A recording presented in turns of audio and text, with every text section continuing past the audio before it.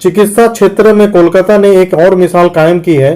Corona जैसे गंभीर संकट के समय महानगर में एक बेहद दुर्लभ व जोखिम भरे ऑपरेशन को शनिवार को अंजाम दिया गया। एक मरीज की जान बचाने के लिए उसकी खोपड़ी के एक हिस्से को काटकर उसके पेट में रख दिया गया है। मस्तिष्क से बोझ कम करने के लिए ये कदम उठाया गया।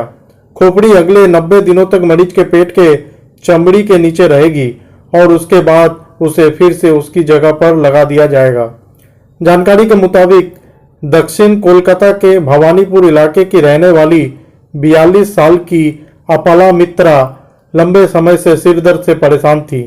कोरोना के डर से उसका सिरदर्द दुगना हो गया था। अपाला मित्रा इसे आम तरह का सिरदर्द समझकर दवा ले रही थी। उससे कुछ समय के लिए राहत मिलती थी, लेकिन बाद में फिर सिरदर्द शुरू हो जाता था। गत 1 मई को वो अचानक बेहोश होकर गिर पड़ी।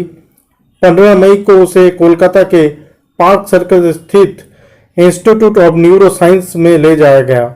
वहां सिर की एंजियोग्राफी कराई गई तो पता चला कि मस्तिष्क की जिन धमनियों से रक्त प्रवाह होता है वो फट गई है। उसके साथ ही सर्वकनाइट हेमरेज और इंट्रासेरेब्रल हेमरेज का भी पता चला। डॉक्टरों के मुताबिक ऐसे मामलों में बचने की उम्मीद 1% से भी कम होती है। अपाला के मस्तिष्क के ब्लड वेसल के फट जाने से सर्वकनाइट हेमरेज हुआ था, जिसके कारण वो कोमा में चली गई थी। अपाला 10 दिनों तक बेजान वस्तु की तरह बिस्तर पर पड़ी रही। दूसरी तरफ उनके पति लॉकडाउन के कारण हैदराबाद में फंसे हुए थे। वो मोबाइल से वीडियो कॉल कर पत्नी की हालचाल लिया करते थे। शल्य चिकित्सक डॉक्टर अमित कुमार घोष ने परिवार की सहमति से इस दुर्लभ ऑपरेशन की तैयारी शुरू की।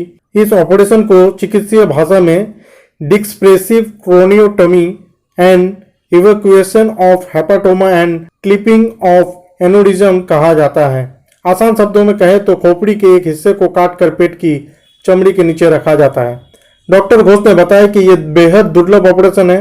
कोरोना के समय इस तरह का ऑपरेशन करना और भी जोखिमपूर्ण था, लेकिन मरीज की जान बचाने के लिए दूसरा कोई रास्ता नहीं था। मस्तिष्क की धमनियां फट जाने से मरीज कोमा में चली गई। मस्तिष्क के दबाव को कम करने के लिए खोपड़ी के 12 सेंटीमीटर हिस्से को काटकर पेट की चमड़ी के नीचे रखा गया। 90 दिनों बाद उसे फिर से उसकी जगह पर लगा दिया जाएगा। सिर के अंदर की धमनियों के फूल जाने को एनोरिज्म कहा जाता है। इस मामले में धमनियां फट गई थी, इसलिए मरीज कोमा में चली गई थी।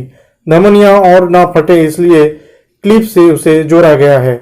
इसे क्लिप ऑफ एनोरिज्म कहा जाता है। अपाला के पति जुलाई के अंत में कोलकाता लौटेंगे। इसी तरह लेटेस्ट खबरें पाना चाहते हैं तो प्लीज़ चैनल को सब्सक्राइब, लाइक और शेयर कीजिए। और हाँ, कमेंट करना ना भूलें। धन्यवाद।